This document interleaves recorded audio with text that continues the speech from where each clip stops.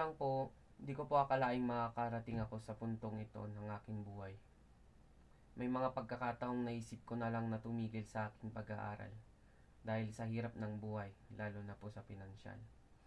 Ang aking ama lamang pong nagtatrabaho bilang isang barbero at dalawa po kaming ng aking kapatid ang kanilang pinag-aaral sa kolehiyo. Kaya't napakalaking bagay po ang isa tulad ko na mapabilang sa inyong scholarship program.